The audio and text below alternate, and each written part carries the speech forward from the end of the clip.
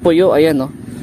Kinis niya oh. Tintab na ano, ng balahibo, tapos puting-puti na yung kanyang ilong. Ayan.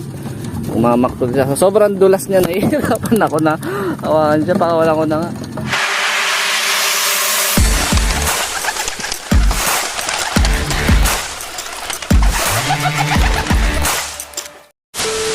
Good day mga ka-EA. So for today's video, ito yung young bird natin na pandagdag natin sa Team Summer. Ayan. So ito mapupunta sa akin.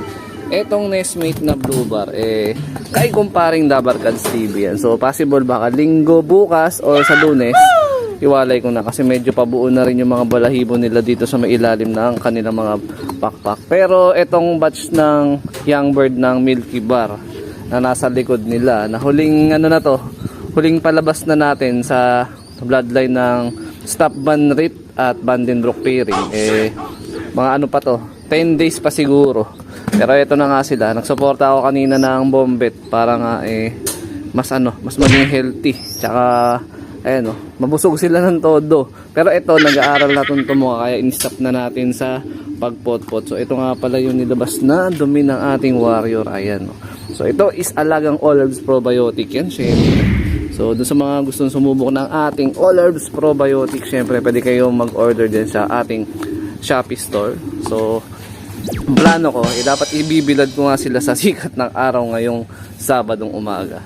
Ang problema, napakakulimlim naman. Ayan mga kalapatid. So gawin doon, napakakapal ng ulap. Ayan So maya maya lang ng konti siguro, baka pumotok na si Haring Araw. Tapos ito si Future Lady Pansier natin. Hello be, aga mo gumising. Ayan, so mamaya magpapa low fly tayo, first fly tayo dun sa Team South, nakasama ang Team Summer natin. So mamaya is loading day din para sa aming training. And dumumi na naman yung isa, which is sa Paete, Laguna na ata. Nasa 65 kilometers na yon, kabig kanan. So yung batch 1 tsaka batch 2 pagsasabayin ko na ng training sa BF. May kisuyo na naman tayo kay Boss Jordan. So ito, bahagya mas maliit tong isa kasi mas nauna itong mapisa itong mas malaki. Pero kung di nagkakamali, isang araw lang naman yung pagitan nila, kaya ayan, konting-konti lang naman yung agwat ng kanilang sukat.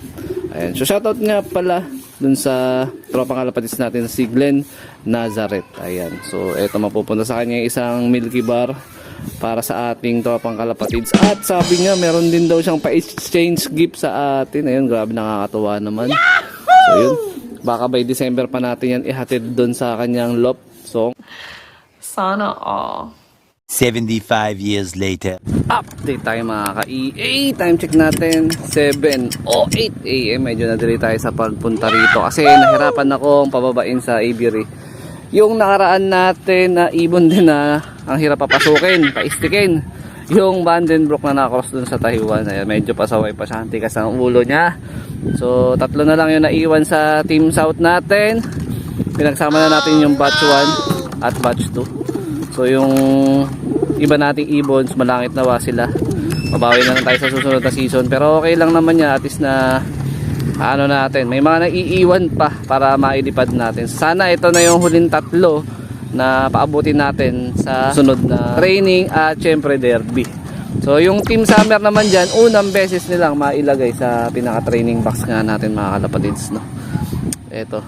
So kunin muna natin, tingnan natin yung mga kondisyon ng mga wires natin. Ito yung aming open area, Maguntabas yung pinaka area mismo, at napakalakas ng hangin. Medyo nagdadalawang isip nga ako na magparonda kasi nga baka mapasalpok sila kung saan, pero okay na yan, saglit lang naman magsironda tong mga to kaya pinopokpok ko sa maiksing tos kasi nga mga tamad na magsironda. So good luck sa atin para bukas, para sa ating training. Update ko na lang sa susunod na content natin. So kunin muna natin itong mga warriors.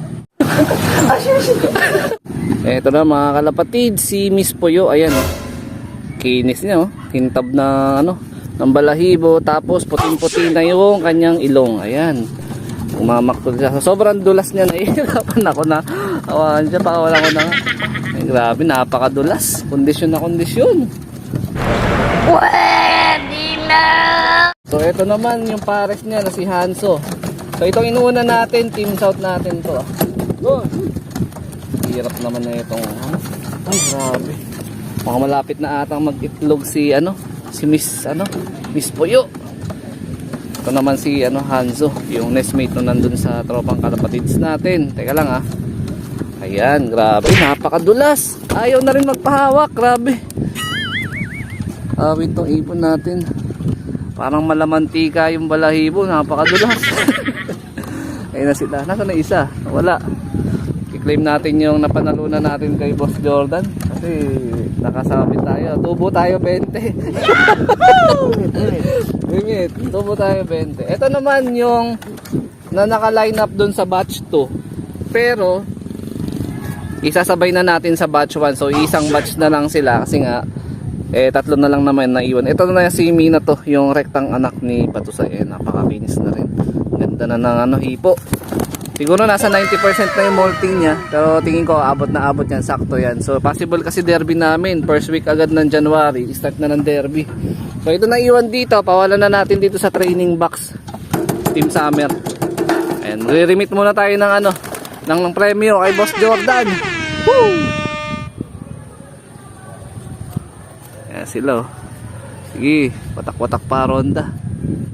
Tama po ba yun? 75 years later. Ito na, pumasok na agad yung mga ibon natin, Team South natin, pero yung Team Summer nagliliwaliw pa sa labas. Hindi ko pa mawari kung saan silang poste na naman nagdadadapo. Ayun asan na kaya sila?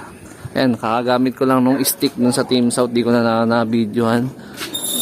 So mamaya bahala na si Boss Jordan sa ating tatlong ibon. Ayan, si Mina to sa baba. Sa gitna si Hanzo, tapos si Miss Puyo yun nandun. So tatlo na lang yan na Team South natin. So good luck sa inyong tatlo. Sa Paete Laguna na ata yun. So mas medyo nag-aalala ako dito kay Mina to. Kasi malayo-layo yung tatalonin ng training niya. Nasa 30 kilometers yung talon niya. Kasi yung last training niya nasa Baras lang. Diba? Tapos dito naman, meron tayong siningsingan. Kani-kanina lang pagbalik natin habang nag-aantay tayo ng pauwi galing sa low flight ng mga mainang nila lang ito. So dapat yan, kung dalawa yung pinisa, tag-isa kami ulit ni Dabarkads. Kasi meron pa siyang singsing dito, ayan yung kulay orange na MMFC. Na pang old bird. Sa akin yung tatlong blue, so meron pa akong susuksukan na tatlo. Ayan. So possible mukhang itim na naman yung kanilang nilabas. Halos lahat ng batch ng KYB natin dito sa bloodline na to is kulay itim talaga yung nilabas. Ayan, mukhang itim na naman. Lakas talaga ng dugo ng African Black Eagle natin. So yan, ito na yung replacement dun sa napusa natin na dapat kasama din dun sa Team South, which is kay Venom. Ayan, ito nga. So sana lumaki ng malusog. Tapos ilalaro na lang din natin yan, possible habol sa Team Summer kung aabot sa sa tamang oras ng pag-molt, no? Kasi yun yung pinakaalanganin doon na na portion. Kung mag-aalanganin sa molting, yung maglalaglag ng bagwis, mahihirapan tayo isali sa derby. Pero sana umabot. Ayan.